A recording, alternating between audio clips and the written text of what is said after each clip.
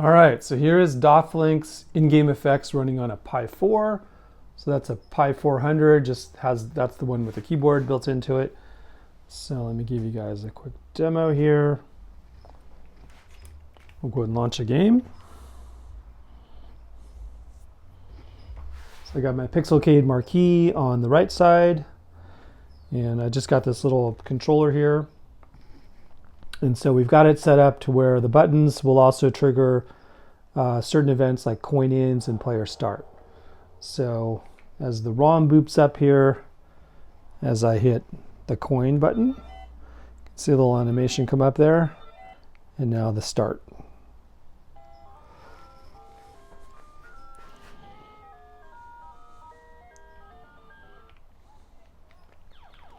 And so again, this is on a Pi 4, so there's no challenge on performance. Performance is really good, even with these DOFLinx effects running in the background here.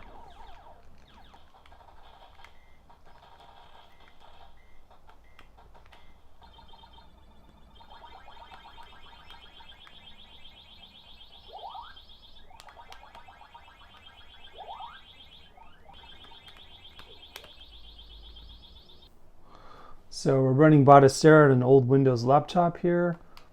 Go ahead and launch a game.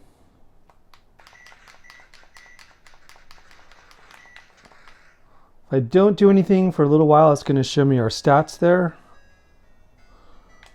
Here's how to install DOFLinx effects on Batocera. So just head over to pixelcade.org, hit download, go to the Batocera page.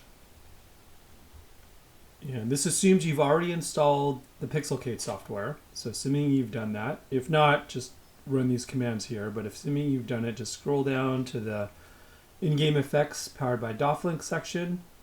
And you want to copy this command. And then next, we're just going to secure shell SSH into our Batocera device.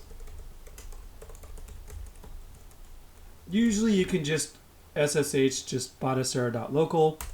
If that doesn't work, you may have to use the IP address. Once you're in, just go ahead and simply do a paste that command in, and everything's automated. It'll just run. So what it's doing is it's downloading the latest DOFLinx software. It's also detecting your device and configuring things accordingly. And so when it's all done, just go ahead and hit yes to do a reboot of your Batocera device.